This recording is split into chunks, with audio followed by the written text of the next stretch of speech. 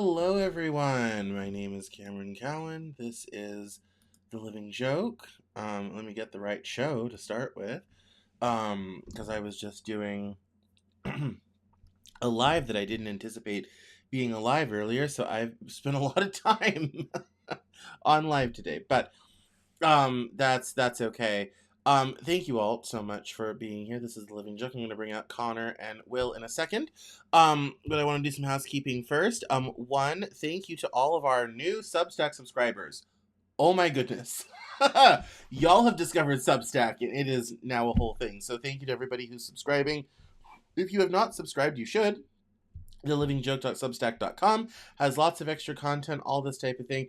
I know that Will's in a lot of live videos and we are behind on posting them, so I gotta crack the whip on our producer Adonis to get some of that new content up and emailed out to y'all. But that's where the show lives. There's also links to our socials, info about all of us, pictures, all that fun stuff, and the meme wall, which I just updated with some real vintage memes. So that was fun and great. But you also can find really great stuff on our Instagram, TLJ_joke.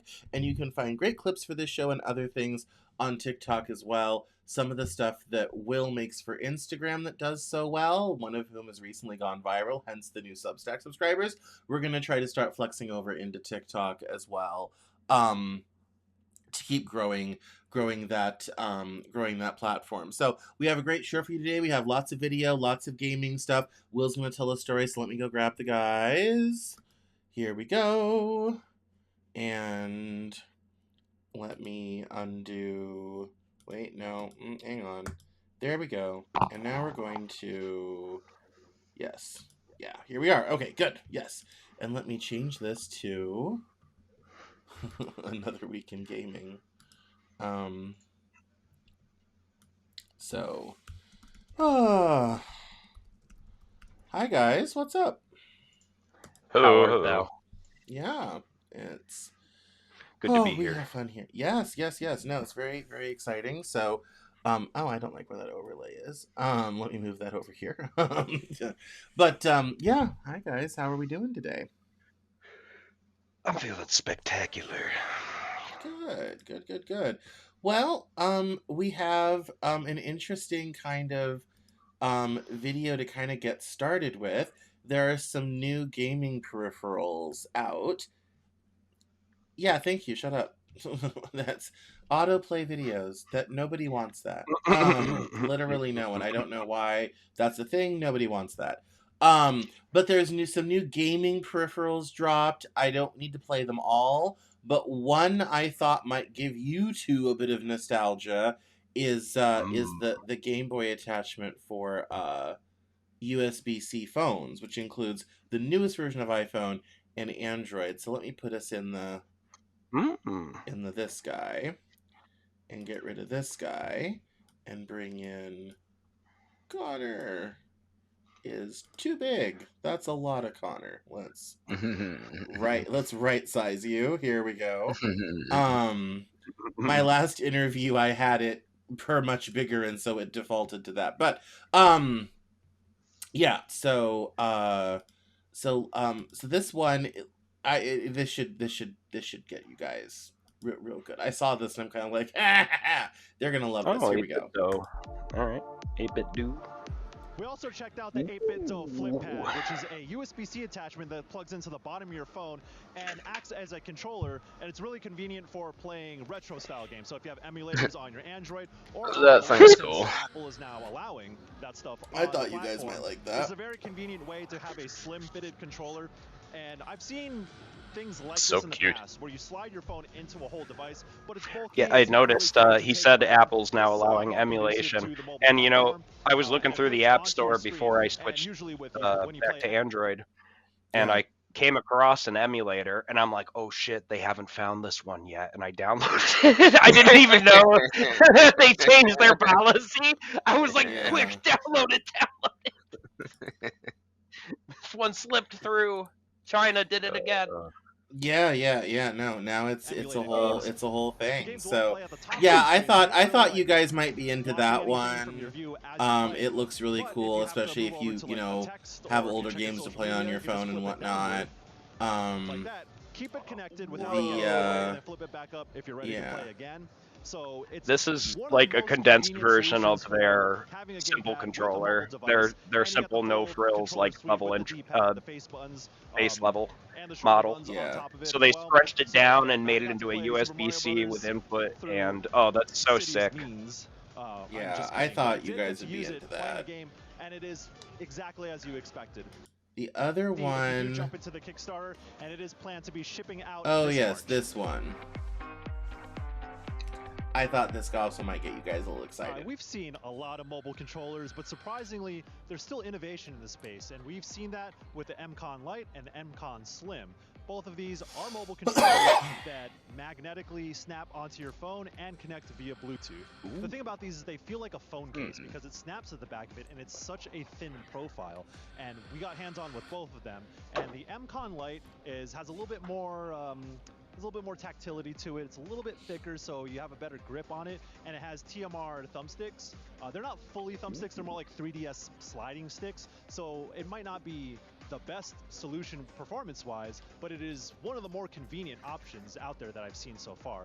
Even at CES this year, when we've seen a lot of mobile controllers, this one does that's stand out nice. because I of like how it. convenient it is. Yeah. But if you want something even smaller, the M-Con Slim is even thinner.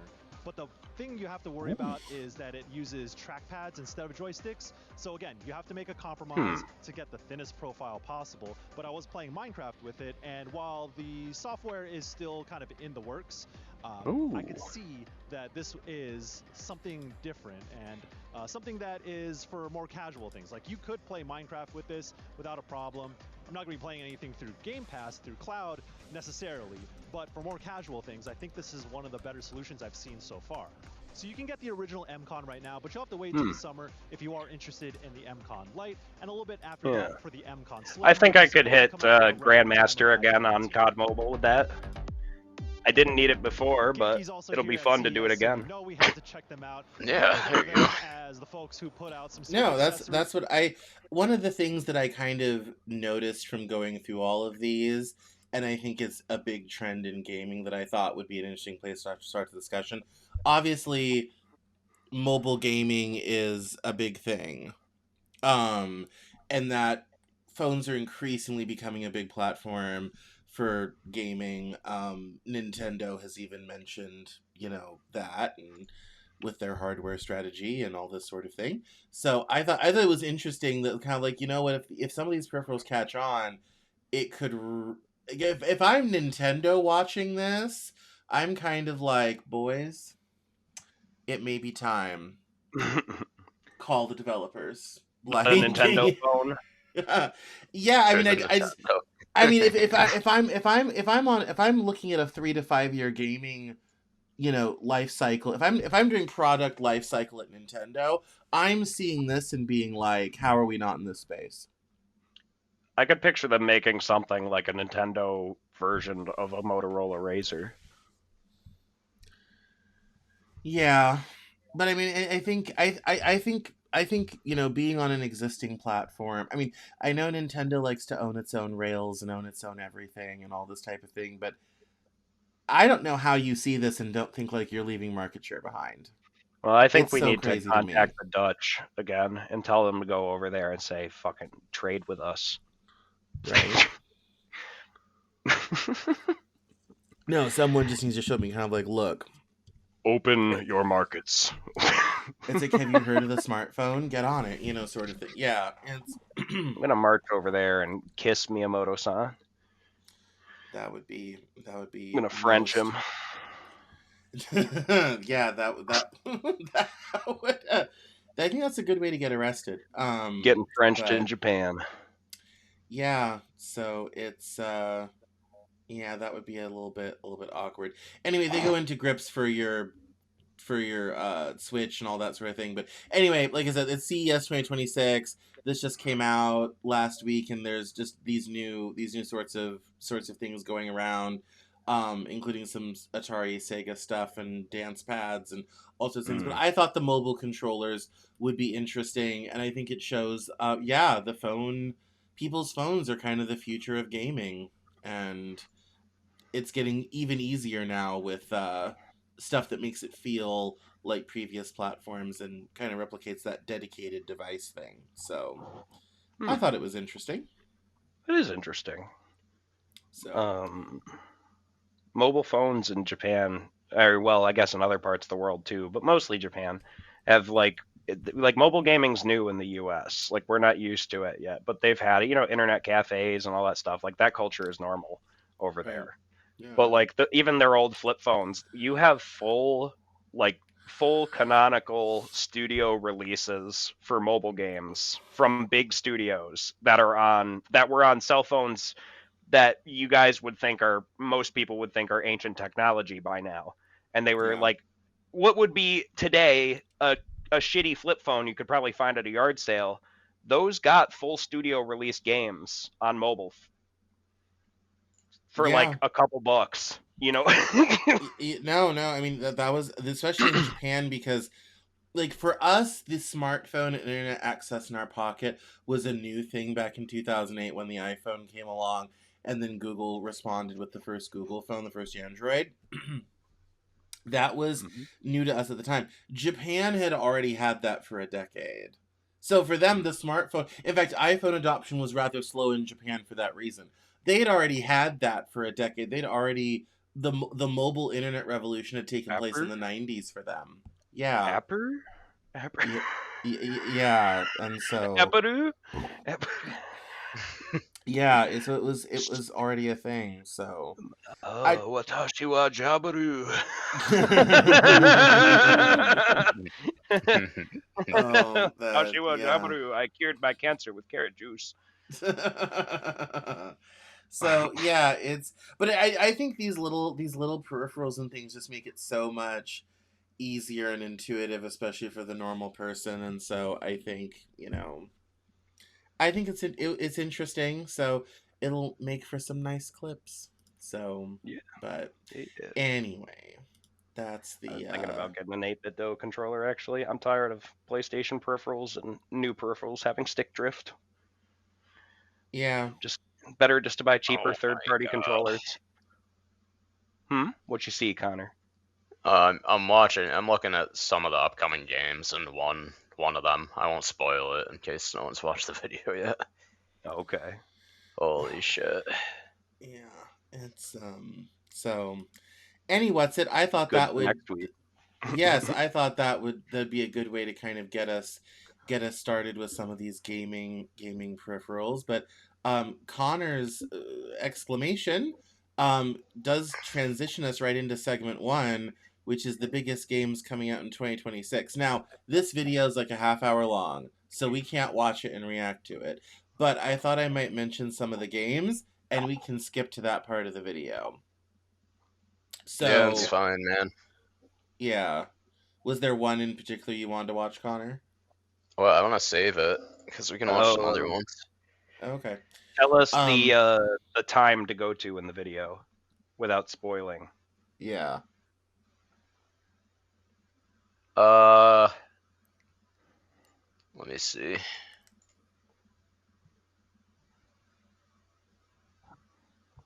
Because we have... No, not that one. Go to 23:30. 23:30. Those are your lottery numbers for tonight. Yeah.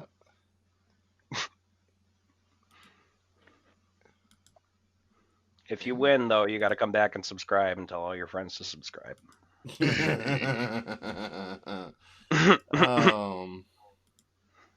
Oh, this looks fantastic. Oh, boy. All right, and let's press play. A CRPG from Xbox Game Studios, Fable seems a lot more likely for a fall release. This one is from Playground Games, the studio that gave us Forza Horizon, and I'm very curious to see how they tackle something completely different. I guess my big question is, how fast can the horse go? Chicken through the sky. That's funny. Decals to put on the side of it. The lichens look sick, though. Oh, yeah. That just looks fucking sick, and I grew up playing that game. Yeah, you were a Fable devil. You were in that. Awesome. Yes. Yeah, Fable was great. You 100%ed that game multiple times. Yeah, no, I think I probably must have been pretty close to 100%ing it. Yeah. Oh well. Yeah, I thought you no, did. no. I think I probably did. I think you did. I also think you're gay and have a small penis. Outrageous claims. And you ruined the show with your gay voice.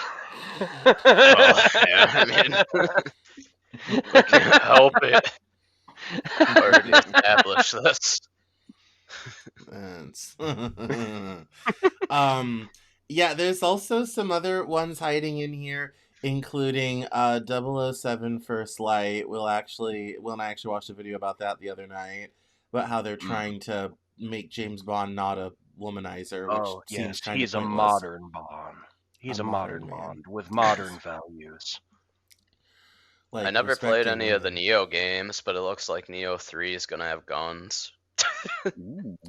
Yeah, Now, there's a Neo is like, if I wanted to subject myself to like the most agonizing torture, I would rather get waterboarded than play that game.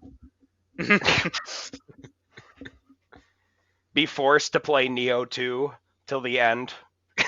No. no, there's What do we also a new have here? Warhammer 40k Dawn of War 4 is in here. That looks There's pretty good too. I yes. didn't even know those games were a thing until like 2 nights ago. I had a video of the third one pop up. I was like, oh, what is this? Yes. Could you We check also out have the Elder Scrolls 6. We also have Supposedly. Yakuza Kiwami 3. Yeah, let's check out Kiwami 3. Okay. I've been streaming Yakuza a lot. Neo 3, the third installment in Team No, not Neo 3. Ah! Here we go. 2019, that version of Yakuza 3 didn't get any major graphical or gameplay improvements.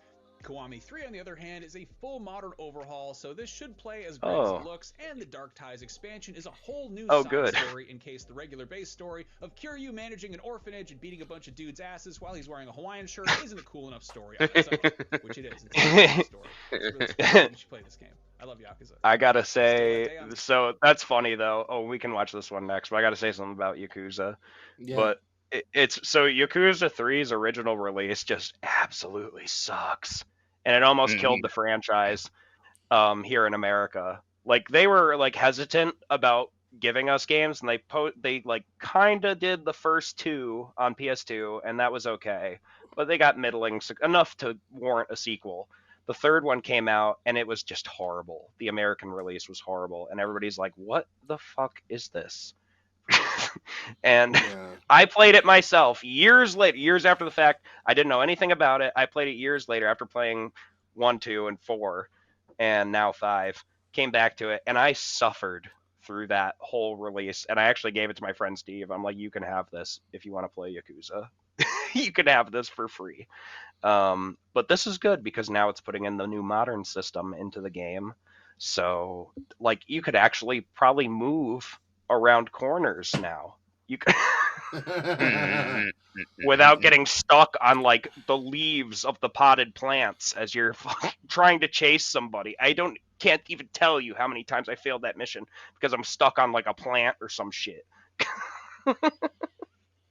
Okay. Yeah. Anyway. Yeah, the other one that is, because I haven't played an Assassin's Creed game in a while. Towards the end of the video, there's an Assassin's Creed 4 Black Flag, the Black Flag coming out this year that also looks interesting. They're remaking Black Flag. That's cool. Yeah, well, we'll go out to the while submerged in Subnautica. We don't care. We don't care. We don't care. Anyway, We're starting. We still don't care. Hotline Miami 2, Sands of Time remake. That's cool. Which isn't even officially announced yet, but which will presumably come to modern consoles and PC if and when it ever comes out. Valor Mortis is another first-person action Souls-like from the That's a studio shame. Ooh, what's this? Valor Mortis. Hopefully it's worth the wait. Huh. Is it? I don't know. Yeah, that's okay. So it's still gonna be buggy as shit, probably. Probably. I mean, it looked like it, unless that was the original gameplay footage. It looks like the original game. This is just a port. It looks like a cash grab port. This looks cool. Yeah, it does. Yeah, this does look cool. Oh, God, Spider. That was the other one I wanted to see in that segment. I'm like, the Assassin's Creed could be good because I haven't played one in forever. But I'm like, Valor Mortis, I could be into that. So we'll If see. they're And of course, remaking, oh sorry, I didn't mean to interrupt you. no, I was going to say, and of course they're trying to release GTA 6 this year. So Yep. Boo. There's even that Unpopular opinion, awful boo. looking Pokemon one that I showed you, Bo. Pokemon Pokeopia. Yeah. This video. yeah. The horror. On The March 5th, horror. Pokemon Pokopia Oh. comes to Switch 2, which sort of looks like Animal Pokopia. Crossing, except you play as a Ditto who is masquerading as a human being, something that will never Oh, not be God, completely yeah, that's unseen. right. Why is It that can't even be a thing unseen, yet? I don't bro. know. So It's a live awful. action film, and I wasn't Terrifying. fond of it. It's It was so very weird to look at. I terrible. didn't want to see them doing that, and they did it. It kind of makes me want to vomit. Looking at, like, I mean, kind of, my stomach just turned a little bit looking at it. Look upon it. Oh, Look. God. It's terrible. What an abomination. On March 5th, yeah, it's funny. Pokeopia, but it's like Pokopia. Pokemon Pokopia. It's funny because Nintendo fans do have to cope a lot. They're like, no, this game's good. It's so good. It's cope. Yeah. New Pokemon's so good. Cope. Yeah. $80 is worth it because it maintains its value. No. Stop that. Stop now. Can't wait to get the Switch 3 OLED. It'll have mild improvements. Modest incremental improvement. That'll be $500, please.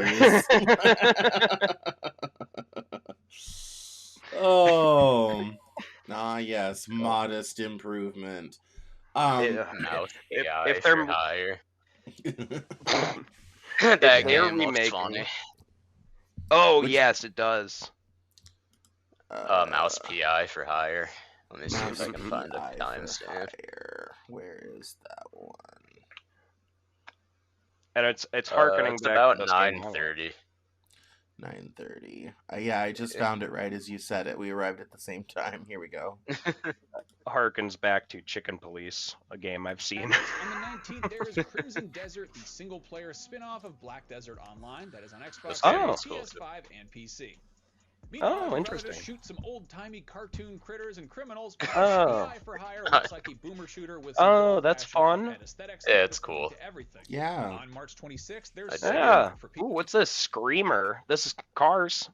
Let's see this. Xbox Series and PC. Zoom. I heard about this game a while ago, and I was wondering what was taking so long because the gameplay looked like it was in a pretty good state. And then a trailer dropped during the Game Awards that answered the hell out of that question. It's anime cam. This is also a cyberpunk anime, and it sure looks like those cutscenes took quite a while. So if you ever wish for a cross between Redline and Initial D, where you actually got to play the races, here you go. That sounds fun. I could be into that. To be honest with you, I could get into that. If they're remaking Prince of Persia: Sands of Time, and I hope they remake Warrior Within because that was like the early 2000s like edgelord one. And if they make the prince a modern guy with modern values, I'm going to scream.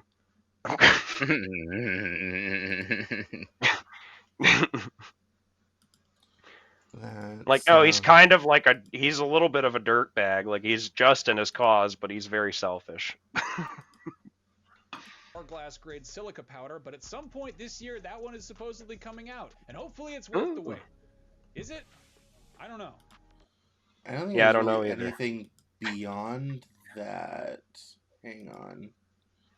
Here, let's watch the end of this what I just one. described in this video that you're watching. That one is coming to PC as well as Switch, Xbox Series, and both the PlayStations. This kind of looks like Hotline Miami a little bit. Has been in development for several dump trucks worth of hourglass grade silica powder, but at some point this year that one is supposedly coming out, and hopefully it's worth the wait. Is it? Prince of Persia is fun. I doubt it'll be worth the wait, but it is fun. Mm-hmm. So that's. It'll be, I don't think I'm not waiting with bated breath for it to come out, no. But it'll be cool. Even need to tell you about this, but the biggest game of 2026, the 2020s as a whole, and possibly all time, assuming it ever actually comes out, is Grand Theft Auto 6, which is hitting Xbox Series and PS5 on November 19th. So now's a good time to start thinking of reasons that you are not spending Thanksgiving with your family. Basically, every other game in development right now is steering clear of this game. At this point, we've been waiting so long for this game that it just stopped seeming like something I'll ever actually get to play. But someday I think I might actually get to play it, and I hope it's this year. I'm excited to play this game. I realize that we're sort of so nose down on this game being it's probably going to be delayed. Come out someday that I just sort of stop even thinking about the part where I actually just get to sit down and play it. But that sounds great. I've waited years. How many years? I know that's a controversial opinion, but I'm looking forward to Grand Theft Auto 6. Yeah, that's right. I said it. Anyway, that takes us to the very end of games that currently have release dates, but there are a whole lot more that have vague 2026 PS5, and while Bethesda has dropped a handful of updates post-launch, I feel like players weren't quite over the moon for this one. But who knows, maybe it'll get some more tweaks and find an even busier player base when it comes to PlayStation eventually. Super Meat Boy 3D adds a whole new... Anyway, like I said, Super Meat Boy 3D. No, we don't have to continue, but that's fun. Yeah, I love the first Super Meat Boy. Indie platformer, and that one is coming to PS5, Xbox Series, and PC.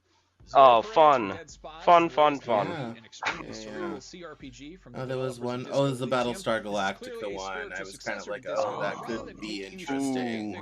As someone who likes to fly ships in space. Yeah, Battlestar. I like Battlestar Galactica. Yeah, that one's coming to It was a good show. PS5. So was Stargate If you want a game SG-1. that takes place inside books but involves a whole lot less behind the original Deus Ex, and that one is sneaking onto PS5, Xbox Series, and PC at some point in 2026. Whoop. If you're sad we haven't gotten a brand new Metal Gear Solid game in well over a decade, you might want to keep an eye on Mudang Two Hearts, which looks like a similar blend of Oh, stealth yeah, action, Mudang. tactical military stuff and completely over-the-top sci-fi nonsense, and that one is coming to PS5, Xbox Yeah, cool. Series, and PC as well. Yeah, so long story long is we have a quite exciting year in games. Even a Tropico 7 is coming. That was always a cute game. Oh, Tropico, yeah. Yeah, Tropico is always fun. Yeah, it's a big year in gaming. There's a lot here. There's Resident Evil Requiem, Resident Evil 7 Biohazard Gold Edition, Resident Evil Village Gold Edition. Those are obviously nothing new and exciting there, but yeah, just a lot of stuff. If I still owned an Xbox, I would be very excited for Forza. But it's yeah, just a lot of stuff. New Star Wars stuff. There's a little bit of honestly kind of everything for everybody in here. Indeed. Yeah, so. Even the Ace Combat 8. Wings of Thief is the latest entry in the long-running jet pilot sim that is trying to tempt me into playing it with sequences of stuff happening outside of it's a an jet. iconic so franchise. Impressively realistic, it makes me forget that I don't actually enjoy the parts of these games where you fly the jet. Don't get me wrong, I think jets are the coolest thing ever invented, and I think this game looks gorgeous and probably has very good aerial dogfighting, but aerial dogfighting in video games just never really clicks for me. Can I just play the parts where you eat hamburgers with this guy and drink beer with your friends on the aircraft carrier? It looks incredible. Look at those potatoes. They're so realistic. The jets are also realistic. That one's on PS5, Xbox Series, and PC. Remedy's David Lynchian So, anyway, like I said, lots of really great games this year. Lots of stuff, a little bit for everybody. Yeah, it's I see some things that I actually might buy and play, which is very rare for me because I don't have a lot of time to play games. So, it's yeah. So, anyway, It's an investment, and it's got to be good if you're going to spend that much time and money on it. Yeah. I tend to be pretty picky, but I'm also hoping that this year will lead to improvements on lots of fronts, and where we will be playing games and streaming and doing stuff all the time because so many people are enjoying the show. So, but in any case, do we feel like we've covered the new games, covered everything you guys are excited about? Yeah. Yeah, okay. Yeah. I'm good to move on. Good. All right, so now we're up to segment 2 where Will tells a sexy story. Mm-hmm. I don't know what that means, so I'm just gonna... Will, take it away. Oh, okay. Let me get into character. Please hold. while we set up for this story.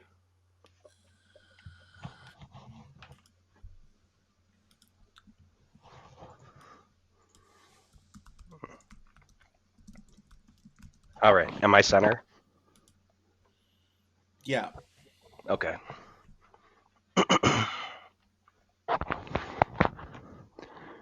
It was a warm. Oh, sorry. Hold on. This is a love story on the set of Twins 2, Shrek Veto.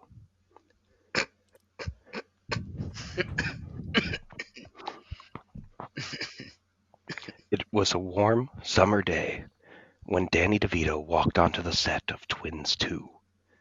A cavalcade of non-union crew workers, scriptwriters, and top-grossing actors swarmed Universal Studios, making it hard for Danny DeVito to bustle his way to Czechoslovakian-born Canadian film producer and director Ivan Reitman, who is best known for his comedy work on films such as Meatballs, Ghostbusters, Ghostbusters 2, and of course the classic 1988 masterpiece that is Twins. Twins was such a universally loved success in the year 2015, the film executives decided to make a sequel. DeVito says, "Hey Ivan, what am I supposed to be doing right now?" in his surly, sexy New Jersey accent. Ivan says, "We are about to shoot the scene where you and Schwarzenegger have to fight the evil alien mastermind." Ivan replied. Danny began to get very excited at this prospect, as it was the action-ending sequence with aliens that made Danny so willing to sign on to the film in the first place. Danny began walking over to the Super Space Merch space station set when he felt a sharp pain shoot across his face. Suddenly, Danny was on the floor, screeching in pain, while a moist black sickness seeped into his clothes. "Oh my, are you okay?" a musty voice cried out in a heavy Scottish accent. "Yeah, I'll be fine," said Danny as he mustered himself to his feet. Danny looked up to see a beautiful man, standing 8 feet tall. It took a minute for Danny to piece together what happened. The Scottish lad was an intern on the set of Twins 2. He was trying to deliver his coffee when his leg ended up in the proximity of Danny's beautiful Hollywood mug, spilling the contents of coffee cups on Danny. "It's a miracle I survived that unfortunate injury," thought Danny. "His knee is the same height as my face." "Is everything all right, Mr. DeVito?" Ivan rushed over, said. "Everything's fine," retorted Danny. "There's no need to fire anyone. I'll be fine. Just let me go to my trailer to clean up." "Okay, we're going to shoot the scene tomorrow, so be ready." Second chapter. Am I still okay here? Sorry, my computer made a noise. Nope, you're still good. Okay. Danny made his way to his large studio trailer before disrobing his coffee-stained polo shirt, exposing his sexy, well-toned stomach. The years had made Danny's physique flabby and fleshy, but he was still a very attractive man of his age. Danny found a towel in his trailer bathroom and wrung the gooey black substance from his thick, coarse chest hair. For a reason unbeknownst to Danny, he felt tempted to take a taste of the ebony elixir. He took the hairy, moist towel and stuffed the entire thing into his mouth. How weird, Danny thought. It tastes just like onions. Suddenly, a chill ran through the air, like a marathon runner runs through a track. The scent of onions pulsed through the air in an erotic aroma that made Danny pull down his breeches and whip his long, uncircumcised penis into his hand. "Who's there?" Danny asked while stroking his dick in a classy way. A ghostly Scottish voice replied, "Oh, Danny, have you forgotten me already?" Danny turned around to find himself face to knee with an 8-foot whelp of an intern that had spilled the coffee on him earlier. It wasn't until that moment Danny realized this mysterious Scottish heartthrob was green of skin. Danny had seen his face before. He says, "I think I know you. I've seen your face before. Oh, you might have seen me in the 2001 American computer-animated fantasy comedy film produced by PDI and DreamWorks, released by DreamWorks Pictures, directed by Andrew Adamson and Vicky Jensen, featuring the voices of Mike Myers, Eddie Murphy, Cameron Diaz, and John Lithgow. It's entitled Shrek. Upon hearing these words, Danny fell to his knees. Oh, Shrek, he cried. How did I not recognize you? Shrek took his long, penis-like fingers and raised Danny's head. It's okay, little one. We all make mistakes. I will forgive you if you will suck my penis. Okay, replied Danny. Okay, replied Danny. Danny got to his feet and tried to undo the massive lace on Shrek's sexy, alluring pants. It was like a small child trying to reach for a cookie jar on top of the refrigerator. Let me help you with that. Shrek snapped his fingers, and suddenly Danny and Shrek were suddenly 100% naked. It was awesome. Shrek's massive donger reached all the way to the floor. Danny tried to put it in his mouth, but it was hopeless. It won't fit, Danny said hopelessly. Danny loved Shrek and wanted to give him sexual pleasure, but he could not suffice. It's okay, little one. You do have another hole, remember? End.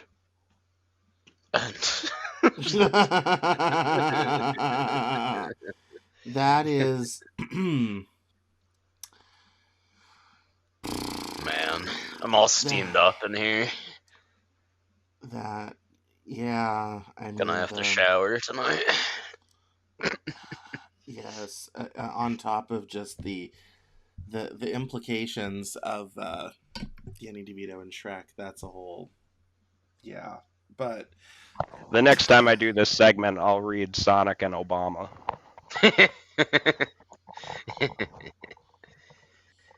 Oh boy. that's somehow more disturbing, but I don't know why. Well, Like, canonically, Danny Obama DeVito does and know Shrek are Sonic kind of the like. Hedgehog. Well, I'm just saying, like David, like that's fun. Like that's a funny combo, but like Sonic the Hedgehog and the 44th president of the United States, Barack Obama. That's Gotta go fast. Canonically, like I said, somehow Sonic that's more knows Obama. disturbing. How does He has that a work? picture of him on his desk. I'm dead serious. In the game, President Yeah. Obama has a picture of Sonic and Shadow on his desk, framed. That's still, again, somehow more frightening. I don't know why. Obama. Yeah, there was, oh my god, there was somebody on TikTok the other night that had done a whole cut of Trump and people's names, and it was absolutely hilarious. One of these days you may have to go through my TikTok bookmarks folder and find funny things. You got a dog wife, Ted. Here's the funny part is, like, people expect first ladies to be attractive. They almost never have been. Like, if you look at former first ladies, it's remarkable when a hot one comes along, because typically they're not. Like, and this goes even back to the 19th century. Like, Mary Todd Lincoln was not terribly attractive. She was a good match for Abe because she came from money and had money, but she wasn't terribly attractive. And some of them were terrible. I forget the Herbert Hoover's wife. She had a terrible name too. Not attractive. Agartha. Eleanor Roosevelt, lovely but lesbian. Sort of thing. Mamie Eisenhower, no help there. Like, that's what made Jackie Kennedy so remarkable, because Mamie Eisenhower was very kind of plain sort of thing. Pat Nixon, lovely but not exciting. Rosalind Carter, lovely, not exciting.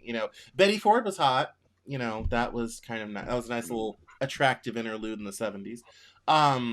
Nancy Reagan, mid, but that's, you know, fine, sort of thing. And then we got the Barbara Bush, and then we had Hillary Clinton upset Barbara. there.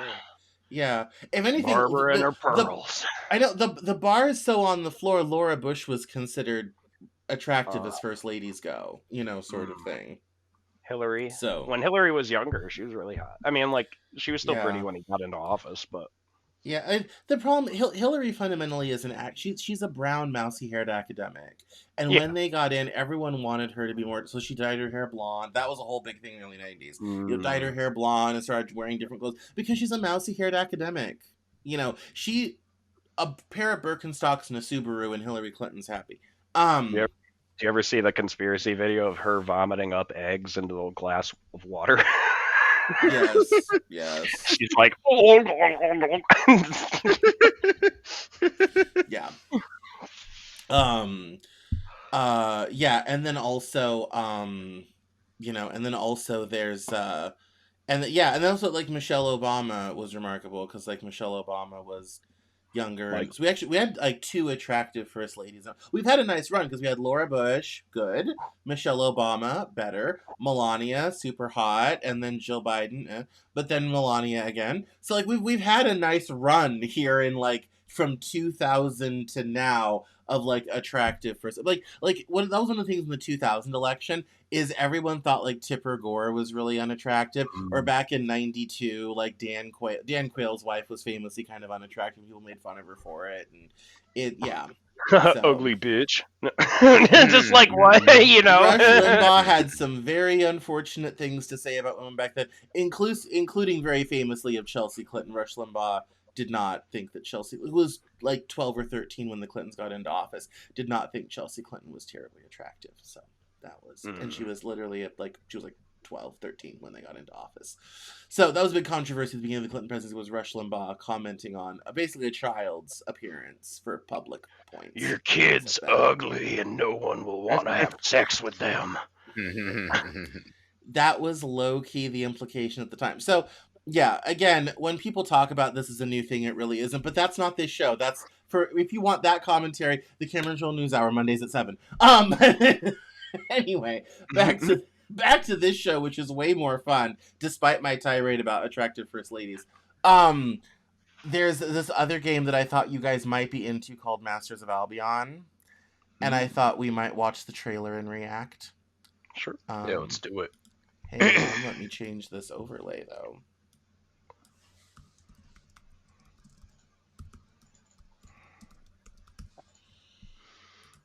All right, here we go. And we're going to do this. And we're going to do that and that. Ooh. And...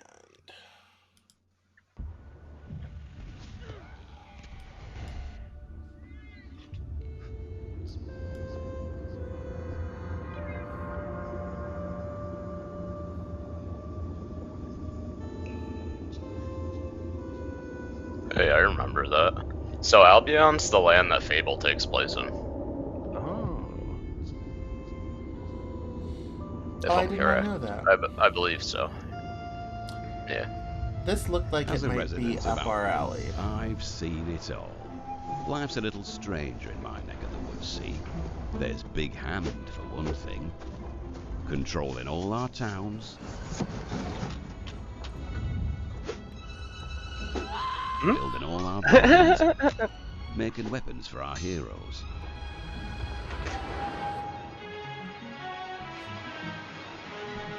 Hello, Big Brute. But what really freaks folk out is when Big Hand takes possession of them and goes exploring and questing. Fact is, Hand will even slide inside the mind of our pets if we let it. Whoa.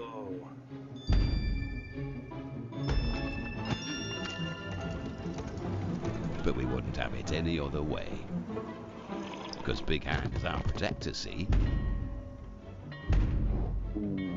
Because once the sun's gone down, creatures of the night rise up.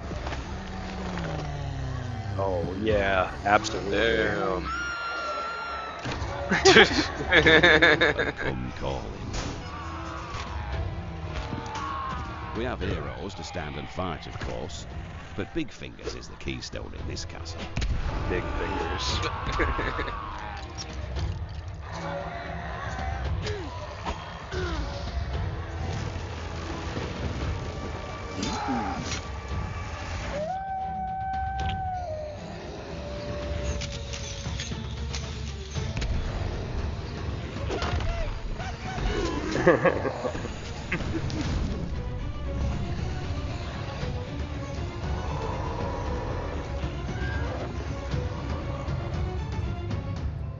Right now, we have a vacancy that needs filling.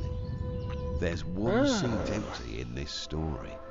That of the Master. Might you be the one to sit on his throne? Might you be the next Master of Albion?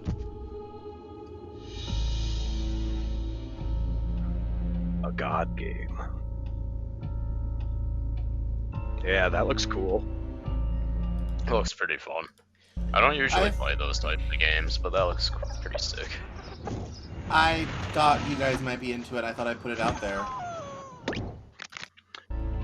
So, it's part RTS, part village building and farming, part tower defense. I like it. Yeah, it looks cool. Yeah, I was going through IGN looking for stuff for this week because we really didn't have anything for the show this week. So I'm like, let me gather some. I saw him kind of like, oh, the guys might like this. I'm kind of into it because I love a good RTS like that. I'm the RTS guy of the group. And the last RTS game I played was Command and Conquer 3 Red Alert, or not Red Alert, the green one. So I thought you guys might be into this. So I'm like, I'm gonna put this up and see if they're into it or not. And so I was right. I have a 50% success rate with whether the guys are into stuff or not. So I was writing bios for Substack a couple weeks ago, and I wrote both of them and I sent them around, and Connor said, mine sounds great, and Will's like, that's hot garbage, I'll send you something. I'm like, my 50% success rate continues. I have a solid 50%. Like so that was pretty funny. Yeah. No, my solid 50% success rate continues. Yeah, I don't even remember what you wrote, but I remember telling him, like, absolutely not. Oh, I said you're in a taco of the First Order and you recoiled in horror. Oh my god, yeah, that was... Yeah. Oh, yeah, no, let's not even talk about that. Don't remind me. Yes, but... I thought the same thing. When I read it, I thought the same thing about yours. Like, he's not gonna like that. I mean, it was kind of honestly meant to be cringy and all this type of thing, but that's why I said I maintain a 50%. Well, it was. Yeah, mission accomplished. If your objective was to get me to write, to get the free bio out of me, you're like, let me send him this cringe one. Yeah. No, they were meant to be a bit silly and a bit cringy, and so I actually rewrote mine. I didn't use my stock bio that I use on everything. I actually wrote an original one that was more fun. So, well, because all the official ones are usually Cameron Lee Cowan, MA is a political commentator, blah blah. It's not fun. Like the show's fun. It's all serious shit. So I rewrote one that was like fun, sort of thing. But yeah, nice. So.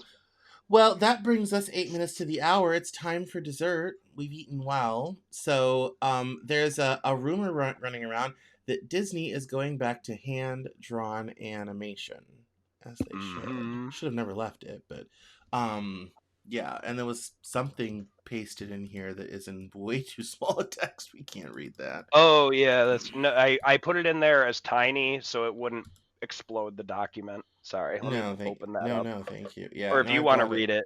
No, I've got it here. I'll read it. It says Walt Disney Animation Studios hasn't made a fully 2D animated film since 2011's Winnie the Pooh, but is that about to change? Chief Creative Officer of Walt Disney Animation Studios, Jared Bush, recently spoke to the Wrap and teased that just might happen.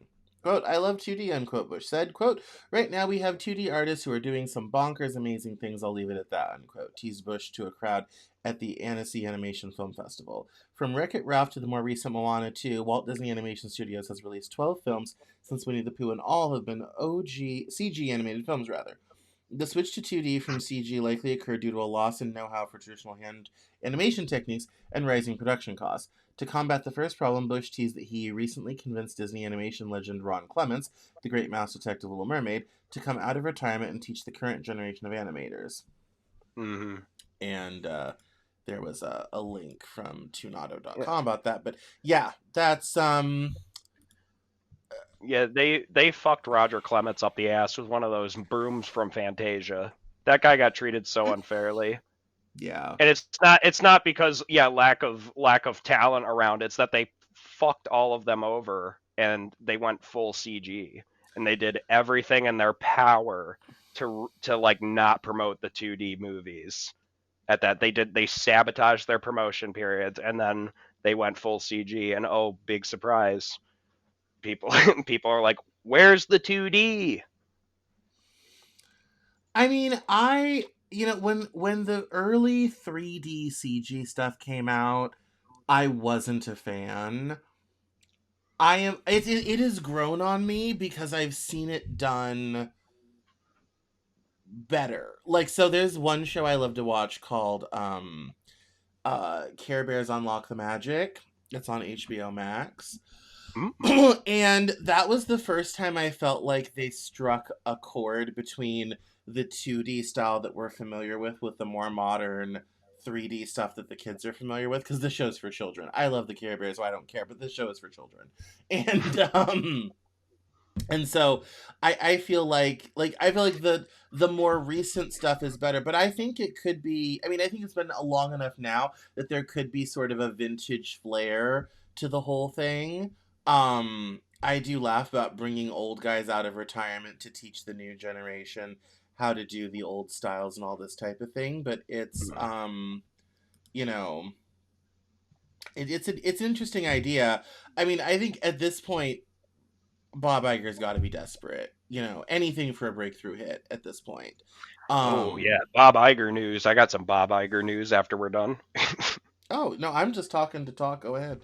Oh, Bob Iger, they just suspended and reduced the salaries of Sonny Hostin and Whoopi and Joy Behar from The View. That's not too surprising. They were on a 6 episode suspension. They just suspended it again, and they reduced. Get this: Sonny Hostin was making $1 million, and then Yeah. she negotiated her contract up to $2 million Yeah. because she won't shut up about the thing. Bob Iger's like, "Can you please stop?" And she's like, "No." And so now she's making $800,000, and she's Yeah. suspended for 12 episodes now. And same with same with all of them. I mean, I mean, it's obviously. I mean, when it comes to a show like that, we're into ABC News now, or the ABC division of Disney. When it comes to that, I mean, it's quite obvious. A lot of things that are said, it's creating it's creating negative viral moments, that it's creating a certain narrative about the show. And given the lawsuits and all this type of thing that ABC has paid off with all this sort of thing, they're not in the mood for one, another Yeah. lawsuit that will be expensive, and two, more negative press. So I'm sure all of this is a factor. But I, I I don't have would anything not be at against all the Housekeeping. surprised if after 28 years, if the View, actually I think they're more than 30 now. I wouldn't be surprised if that show's not long for this world. I So mean, I was never really a Joy Behar fan, but I always loved Whoopi Gold. I got nothing against the girls of the View. Maybe they're a little uninformed, or maybe they just don't care about some things. But yeah, they're just. It's just I can't fathom though working at that level, and because you and me and Connor, we've dealt with real dangerous emergent situations, and we've received heat from the top down on us, you know So I can't believe in like I'm just kind of stunned in a situation where you're making this much money and you're on so many broadcasting places. Like, these people are serious. Like, lawyers are in the room, your execs are they're renegotiating your contract, and they're talking about getting rid of you because you're causing, and you still keep doing it. You know, it's like, you just stop. Just stop for a minute. Give it like a 3-episode break. You give Donald Trump more air than he does on the news. Yeah. No, I mean, I think, and I think also, the mood has changed, narratives change, all this type of thing. And I feel like there's just other things to talk about. Yeah, One no, of no, the no. things, I didn't mean to get like so far off into the weeds with this, but just as far as Bob Iger and The View and yeah. ABC's division of Disney No, or I Disney's. think I think one of the things that I've always done in like my news coverage that isn't usually true of a lot of other of my colleagues is I don't tend to talk about politicians a lot. People always come to me about it like, well, I'm kind of like, politicians are a lagging indicator.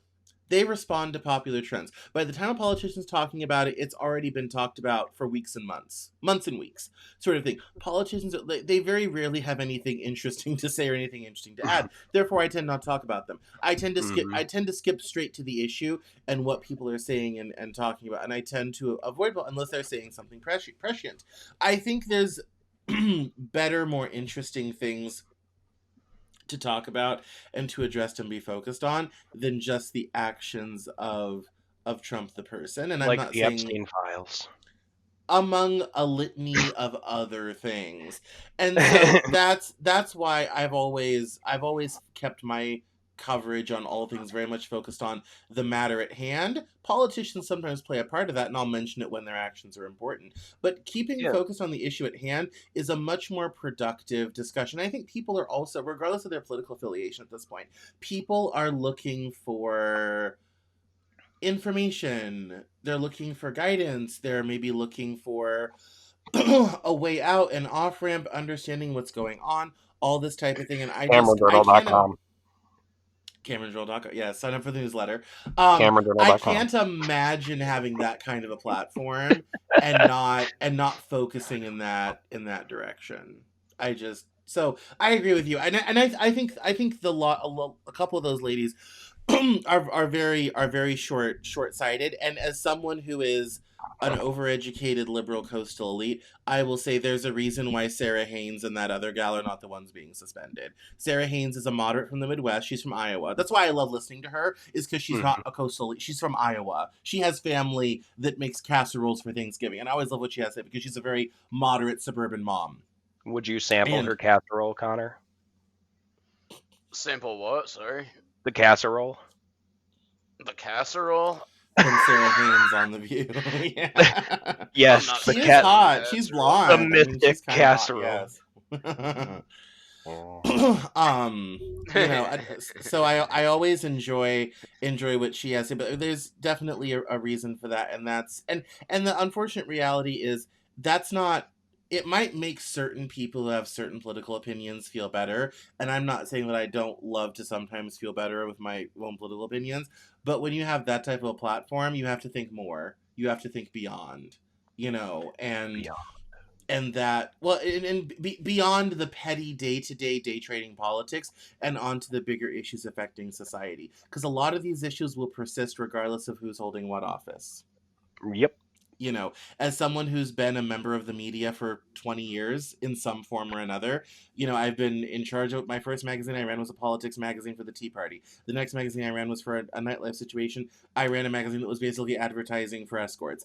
I mean, all of I've been in media off and on. I've done some form of my show for the past decade. Like, as someone who's been in media for a very long time. Oh, I got to You ask know. you about that next time, about running an escort magazine. That's funny. We got to Yeah, talk about that next it week. was called Pillow Talk. Yeah, that was. Pillow talk. Yeah, and I also had a very interesting affair with my assistant at the time. That's a whole other story. Oh Yeah. boy, Stassi, more sexiness coming up. Yeah, that's a whole thing. that was a whole thing, and then the place got raided by the FBI at the end after I quit. So, but there's a lot that happens in between all of that. So, yeah. Anyway, yeah. If you want better, different political coverage, CameronJournal.com, and the news hours every Sunday or every Monday at 7 p.m. So, but then that brings us to 5. So, final thoughts and things for the day of the week. Everyone stay safe out there. Ooh. May I do the outro? Yes, sure. All right. Thank you for stopping by and watching The Living Joke. Please like, comment, subscribe, whatever. Check out our Substack, thelivingjoke.substack.com. It really means a lot for us to be here bringing stuff to you. We're having a lot of fun. We want to bring more stuff to you. So help us get there. Help us grow. Like, comment, subscribe, share, all that fun stuff. You can find Connor at a GreyCrow01 on Twitch. You can find me covering the Rumble channel, Living Joke /C/Rumble, or whatever it is, Rumble /C/Living Joke. That's what it is. Yeah, check out Cameron at CameronJournal.com. And yeah, call somebody that you haven't called in a while and say hey. Absolutely. All right. Have a good night, everyone. Bye bye now. Bye bye.